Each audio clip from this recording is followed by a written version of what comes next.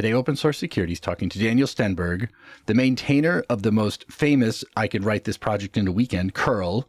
So Daniel, I'm excited to talk to you today about some AI that's going on. How you doing? Hello. Yeah, there's been some AI things recently. Yeah. So I'm gonna let me set the stage, and I'll let you take it from here. But I feel like it's been 2 or 3 weeks now that you basically put out an announcement that anyone who submits an AI slop bug report to the curl bug bounty is going to be banned. Like, just the ban hammer comes out. And then today, literally the day we're talking, the curl project just updated their contributing to curl guide, and it has some, I guess, how to use AI to contribute. So did I miss anything important? No, that's pretty much what's going on. Yeah.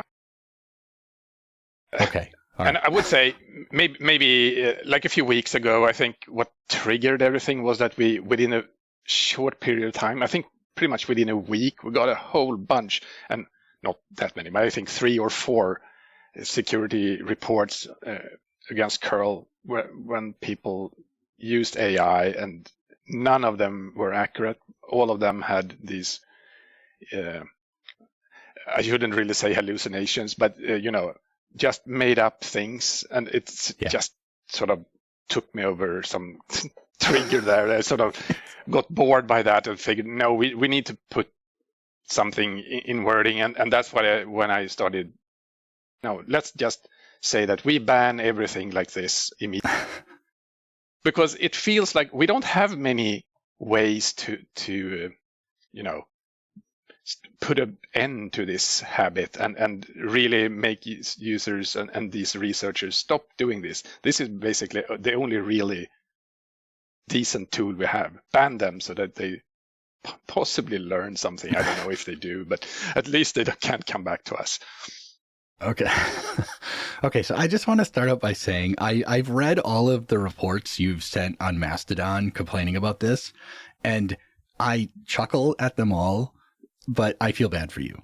So let's start by just kind of explaining how we got where we are today. So curl runs a bug bounty that anyone can submit bugs to, yes? Yes, exactly. Okay, and the idea behind a bug bounty is I'm a security researcher. I find a security vulnerability. I report it to someone like curl, and yours is through HackerOne, right? Yes. Okay. And then there's vetting of the issue, and assuming it is actually a security vulnerability, then I'm paid some amount of money based upon I guess, is criticality your measure for? Yes. Okay. Yes. Okay. And that's very normal in the bug bounty universe. So obviously critical things get paid more than low things. And exactly. In theory, we all win. However, in the last probably year, give or take, you have been pointing out bug bounty submissions that are very low quality, we'll say. And that's a generous description, I think.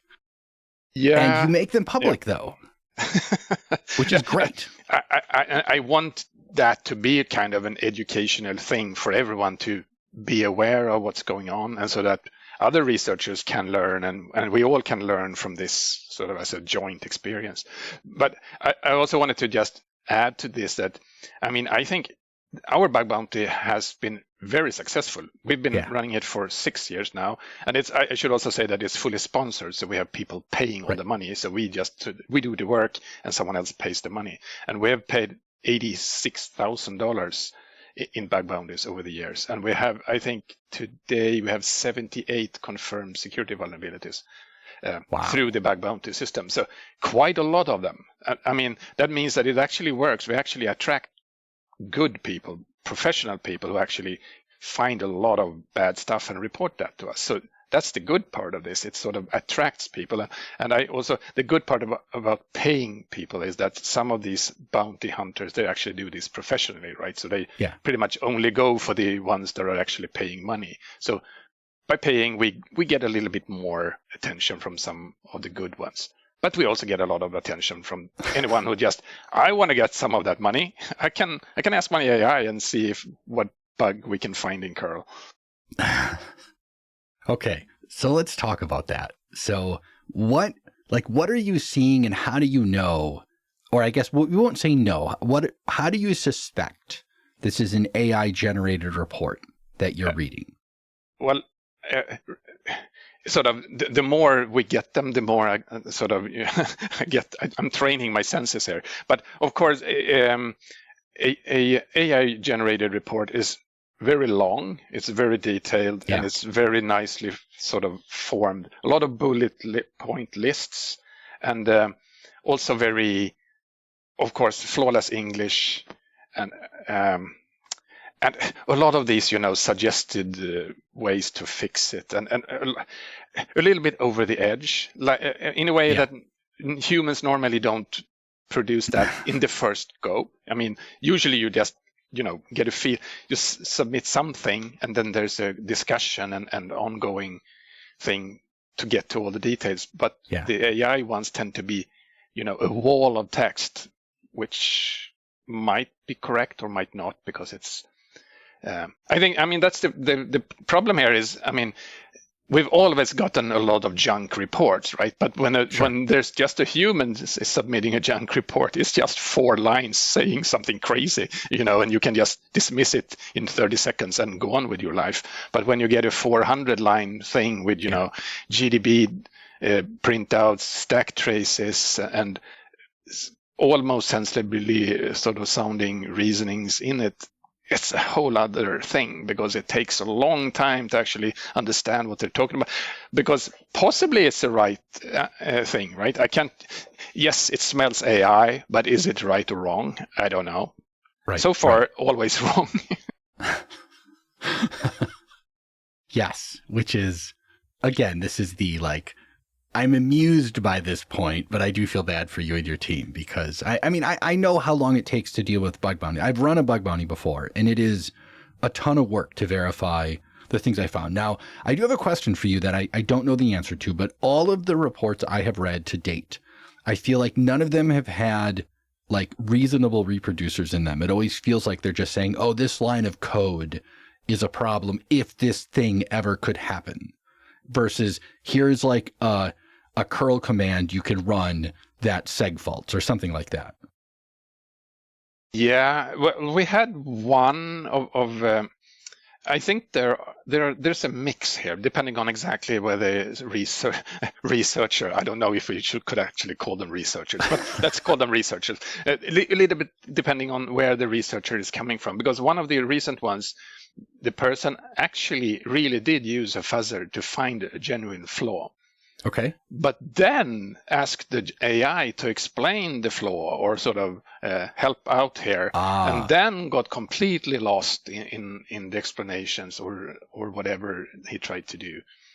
So there could be a little bit of a mix there. But no, you're right. Usually they come up with some potential problem in a function somewhere that could be bad if this would happen.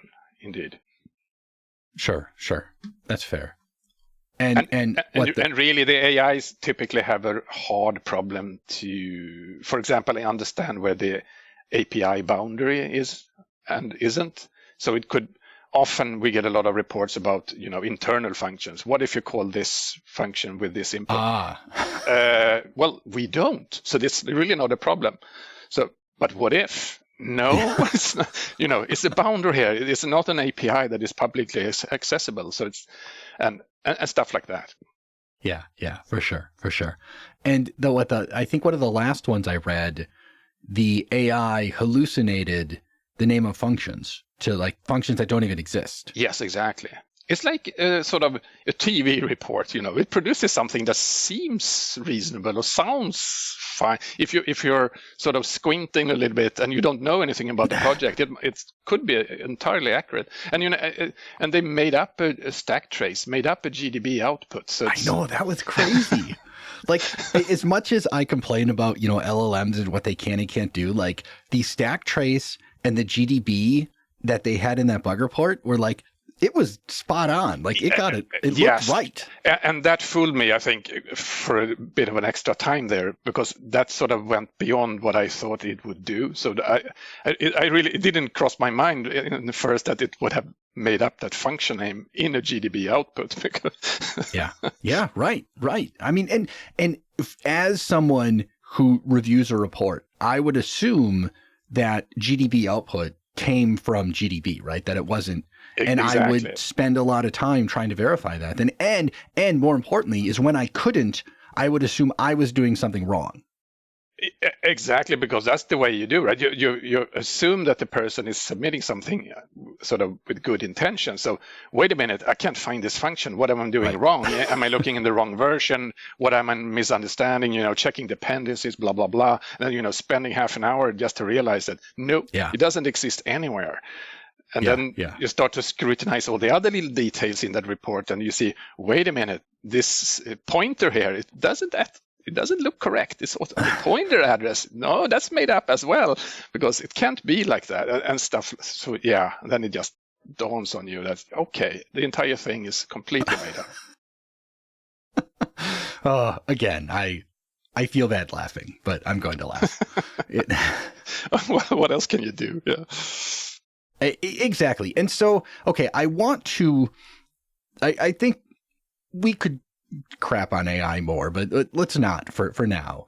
And I want to reframe this a little bit, maybe, because you are not the first open source maintainer I've heard of complaining about these slop reports, be it, bad commits, bad PRs. You've got, bug reports, bugs, security reports, whatever, coming from LLMs. I know one of the Python folks, Seth Larson, he just coined slop squatting, which is like my favorite term in the world now to use because it just sounds horrible. But I'm curious, like, and you're obviously far more connected to the open source world than I am, it feels like something is building here from maintainers, where maintainers are just kind of getting fed up with some of this crap. Is that a reasonable observation, or am I missing something? No, that's the kind of sentiment I feel as well. And also this common, everyone is talking about the sort of the beauty of the AIs and the LLMs, but we see little of that, and we see most of the backside of everything. And of course, over time, it gets a little boring. Yeah, well, it's wasting someone's time. I mean, your time is valuable. You have things you want to do, and every time you get a slop bug report, it is taking away from something else, right? Yeah. And I think that's one of the that's the main problem, right? That we take security incidents so sort of critical that it sort of takes away from everything else. So we sort of drop everything else, now go investigate this. So when we have to drop everything and go investigate crap over and over and over, it really hampers our ability to do what we really want to do and should do. Yeah, and I imagine it's just a rage-inducing event where if I was on the other end, I would be so mad. Indeed, yeah. And then one of the most recent ones is sort of he insisted that he had not used an AI, but completely. And in that bug report, he produced a patch that sort of was completely also one of these completely invented things. It didn't apply. It didn't actually fix the problem. It completely no person could ever do that with an existing tool. That was just all of.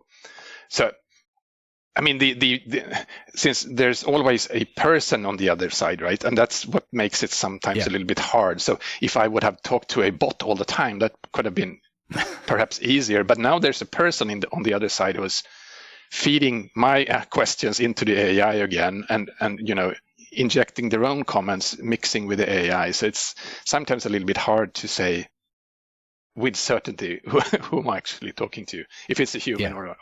And then, of course, what I tend to also mention that people are also using translation services sometimes. So a translation service can sometimes make people to sound a little AI-ish without it being sort of wrong. Yeah, for sure. And like I know people who use LLMs that English is not their first language, and they have the ability to ask the LLM, like, please take this reply I've written and like fix it, right? Clean it up. Yeah. And that's an awesome service, right?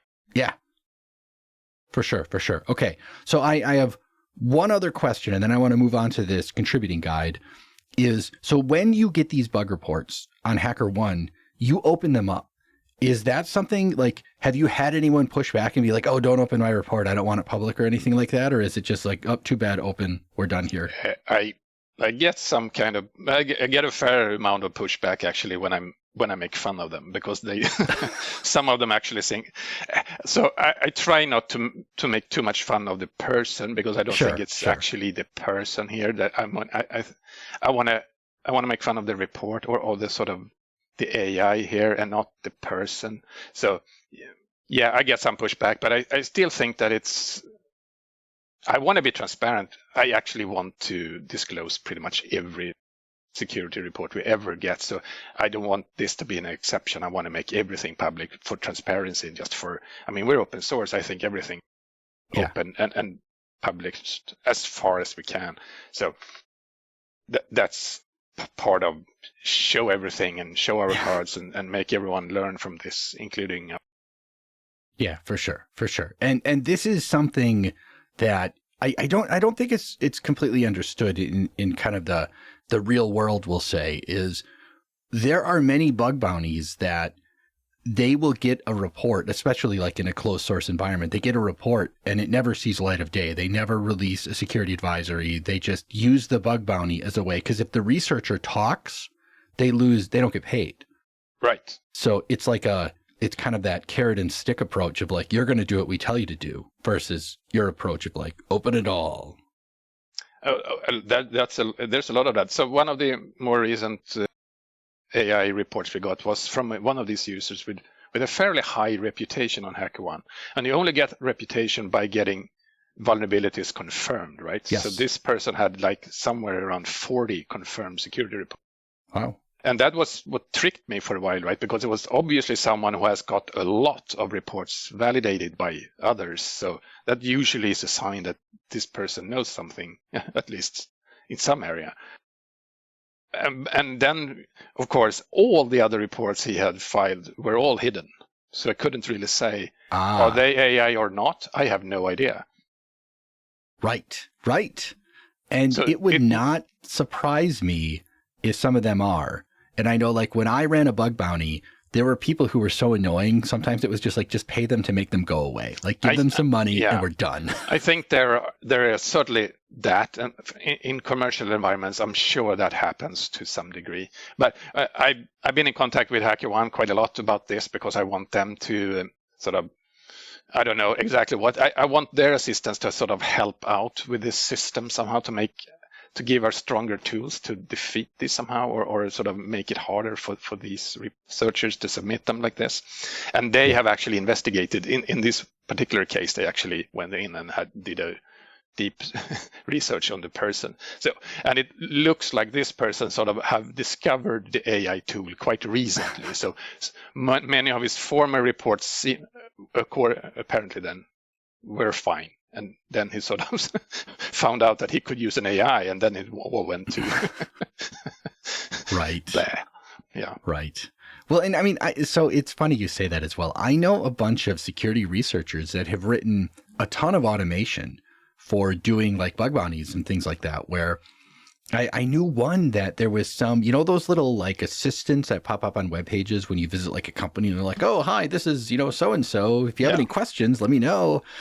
And there was one of them that if you did something wrong in the way you injected the JavaScript, it let you do like cross-site scripting takeover of the site. And this guy wrote just a robot that crawled the internet looking for these. And he made like $200,000 in like 3 months. It was nuts. Yeah. And I think that's a lot of how many of these researchers do, right? If you find one in one spot, it's reasonable to expect that you find a similar one somewhere else. So you just scour the net and all the software for that same thing that you learned in one place. Right. And I bet curl would be a cash cow because it's everywhere. So you could probably then get the bug report in curl and then go look for everyone using curl and start reporting to them. Yeah. Oh, you're using an old curl. And we usually get sort of a similar effect too, is that whenever we have a security sort of vulnerability published, we immediately find that there are a bunch of people trying, the neighboring functionality. So if we have something in one area of the code, you can expect that when we have published that CVE, then, 22 people are going to look at that exact code, because there could be some other glitches around that functionality that we didn't fix now that are still remaining in there. And of course, sometimes they're right. So sometimes they find something. Yeah. Oh man, I remember the good old days where that would happen all the time. We'd find like a buffer overflow, especially like the font rendering libraries were the worst for this, where you'd have a buffer overflow in some, bad integer math or whatever. And then some researcher would be like, oh, I found another one. And the worst was when they would just report like one a week for like months. It's like, just look for them all. That's certainly mind breaking. Sort of, oh no, not again. And again. And yeah. And it's anyway, whatever. It is what it is. It's how it works. All right. So I want to look at this contributing guide that you put together. I'll put a link in the show notes for anyone following along at home, but it's really good. So before we hit record, I mentioned to Daniel that I feel like anytime there's a discussion about AI or there's a guide put out about AI, I feel like there's only two camps. There's the like poop flinging monkeys, and there's the people who are like, AI is my God and will do whatever it says. And this work you did for curl is very sane and reasonable, which I also suggested it's probably not the first draft, because if I wrote this, this is not what it would look like the first time. But it's really good. So there's 3 sections. There's security reports, pull request, and translation. So let's just start. We kind of talked a lot about the security reports, but I feel like you give good instructions in this. You basically tell people like, if you use AI, tell us. Don't just copy and paste what AI tells you, and then we're going to ban you if you have a fake report. Yeah, that's the summary. Exactly. Yeah. Like, yeah, but because I'm still sort of in the camp that I expect that people will at some point start using AI and actually get something useful out of it. So I don't want to sort of outright say that it'll never be good and will ban any use of it. So it's more like, well, make sure that the result you get out of it actually is valid and true, and then it's fine. Then we can use it. Yeah, for sure. Which is great, right? It'd be like when fuzzers first came out. Actually, I have a good story for you about this. I remember when fuzzers first came out. This was like maybe 2005, give or take, is when they really got popular. Yeah. And there were security researchers that would fuzz a library, and this was back in the days of VendorSec was like the mailing list, like the secret security mailing list everyone used on the Linux distros, and people would just like fuzz a library. And they would just send us a report that's like, oh, I ran this fuzzer and here's like 36,000 crashes. And it's like, I don't want to, come on, like at least look, like do anything with this. And it was always funny because it was usually like one bug that they just hit 36,000 times and they did no research at all. But we picked up that water and carried it around. And I'd get so mad, man. I'd be so mad. But now, 20 years later, like fuzzing is shockingly good. It is amazing what the fuzzers do now. Yes. Yeah. Fuzzing is just the best. Yeah.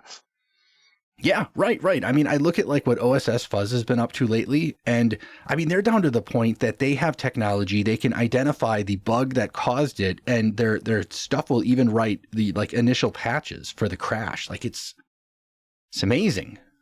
Nothing like the good old days. Absolutely.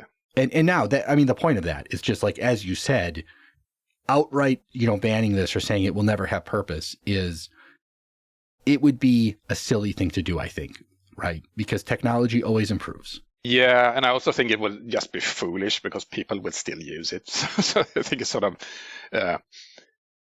I think we're in this reality now. I don't think it helps anyone to sort of just try to ignore it or just put my head in the sand and pretend it doesn't exist. Well, someday it'll be real. But exactly. But again, I haven't seen any security report yet with the help of AI that sort of actually worked. So yeah. Oh man. Yeah. Looking forward to that. I have this conversation often where people are like, oh, I've got, I used an LLM and it found all these security issues. I'm like, show me. What do you mean? I'm like, show me the security issue. Oh, I can't. I'm like, sure you can't. That's it. Exactly. No, I can't. And just as a practitioner, that's the most frustrating thing, I think, is like a lot of these people are just full of crap, and that it infuriates me. Yeah, and also then also comes back to the question all the time: why are they doing this? And it's really hard to say, but in some cases, clearly people are just misled. They actually think that these AIs actually help them, and then by extension, they help us then by submitting this. And then I guess there are a sort of different kind of people. So maybe not everyone actually thought they were helping. Maybe they just want the money or something. But it's fine. I don't have sponsors. We can call them grifters. I'm good with it. Like, okay. So I want to the second part. You have got pull requests, right? Like, again, this feels very similar to the first. Is like, just tell us you're doing it and make sure it works. And I do like you have a line in here that says this is independent if AI is used or not, right? Like just talking about the quality of the pull request, which right. Because when it comes to code in particular, I'm pretty sure that people are already using AI and co-pilots and whatever different AI helpers they think are good and want to use, and that's if that produces good code and they can make a good PR in the end, then I'm all for it. Then good call, good move. Yeah, for sure. I will. Now let me ask: Have you tried Copilot before while you're like writing curl? Not Copilot specifically, but I tried a few of the others. But I'm not sold. I'm sticking to a non-AI code editing. Yeah, I have a similar experience where it's like it almost knows what's going on, but it definitely doesn't. Yeah, that's the thing that the LLMs, they don't really know code. They can suggest and produce a lot of things, but they don't produce what I want. And sort of, it says that this is better, but I don't agree. I want it differently. And Yep. My example is so like anytime I write a lot of Python that does a lot of weird stuff with like vulnerability data, and it always gets it wrong, like because it doesn't understand what's actually happening or what I'm trying to do. Now, I am the worst HTML designer in the history of the world. Like it is hilarious the things I will build, and I found I can like dump some HTML into like an LM and be like, please make this pretty, and I feel like it does it. Right. But I suspect an HTML designer would look at that and be like, this is the worst thing I've ever seen. Yeah, but maybe it's a little bit less bad than from the beginning. Yeah, it is. I guarantee it is, because I am atroцiously bad. Like I come from the time when we just used tables to do everything. I'm in that camp as well. So. Yeah, that's not how anything works anymore. And I always apologize when I have to give something to my coworkers who do like, front end work. And I'm like, I'm so sorry. I'm sorry. Yeah. But anyway. All right. So now the last one I find the most interesting, and that's translation, right? And we kind of briefly spoke on this a little while ago, but you basically, talk about, using AI tools for translation. And I'm curious about at the very bottom, I'm reading the text here. It talks about the AI translation sound robotic, right? And I don't, so I guess here's my question for you. You live in Europe. I assume English was not your first language. Certainly not. And so you have like this multilingual experience. Like as an American, I barely speak English. So like that's all I got. And I'm curious, like for translations, how does that normally work in open source? And then what do you see an LLM kind of doing or helping or what the expectation is here? Well, I don't know to what extent people are actually using LLMs or other translation services. I don't really know if they're, where does a normal translation convert into an AI? I don't know. But most of my experience when it comes to sort of funny sounding or weird language, that usually from Asian languages to English. Because I think also in some of the Asian cultures, I think English is less spoken and less understood and less used. Sure. switching to a translation service for sort of pretty much all interaction with someone is more of a standard thing, more than I think we do in Europe or elsewhere, because here you pretty much, well, as I do sort of, I'll translate a word every now and then that I really can't think about it or something. I wouldn't dream of translating an entire, phrase or paragraph or something. That would be really weird. But in some cases people do that. And so I'm not sure. I'd say it's common, but it happens every once in a while. Sure. And you can often tell because it's sort of, translation services are always also not perfect, so you can often tell that sort of, one or two words in here sound really wrong or misplaced, but I understand anyway. So I don't think it's a big problem. I wanted to have that section in there because whenever I talk about AI, then people always bring up the translation. What about translation? Sort of, Sure. have you thought about that? So I just wanted to sort of include that. And that as an AI, that's a separate thing, and sure, use that if that helps. But just be aware that could also be a little bit weird at times. That's fair. Okay, now let's kind of end on that point. Is there are a lot of people who don't understand what translation means in the context of software. So you run a very successful project that has been translated into, I suspect, more languages than many of us even know exist. So like, what is that experience like, let's say historically speaking, of just getting translations done for the text that a human reads? Well, I don't work a lot with translations when it comes to curl stuff, actually. So I'm pretty fortunate that I can stick to English to pretty much everything. So the tool itself, for example, we don't even have any translated version. So curl always just speaks English in all errors and everything, all output, and we stick to all documentation in English. Nice. I actually. I guess that is such a techie environment, so that I haven't ever had any strong push for others. So for other languages. So maybe it's that. Maybe also a little part because it's always been moving quite a lot. I mean, adding and improving and everything. So keeping up with translations would be quite a lot of work. Yeah. But I wouldn't sort of. I don't have anything against it. No one has ever really came in and had that desire to do it.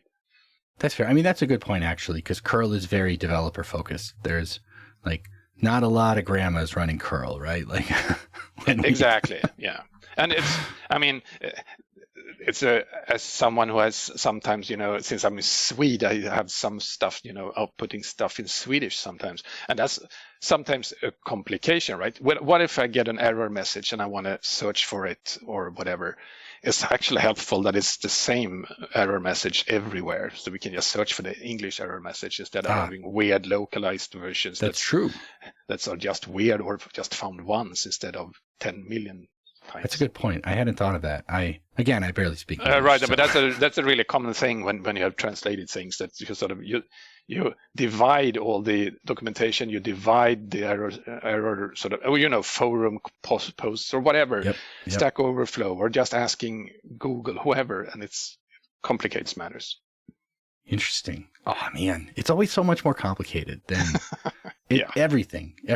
All right, Daniel, let's land this plane. I'll give you the floor. What do you want us to know about AI or curl or anything going on?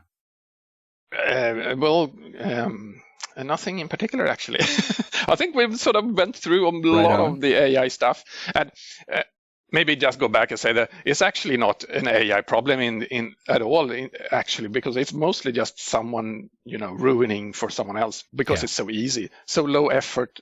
It's pretty much one of these, I don't know, DDoS attacks when the originator just sends a few bytes and some servers get some megabytes. It's a little bit simp bomb-ish. So by a very low effort, you can cause a lot of problems somewhere else. So that can possibly be done with other tools and other ways as well. But right now, it's the AI that facilitates that sort of. For sure. I like the denial of service angle on this, because that's exactly what it is. Yeah, that's how it works. Yeah. Right on. All right, Daniel. It's been a treat as always, man. Thank you so much. Well, it's been fun. Thanks. Until next time. Bye.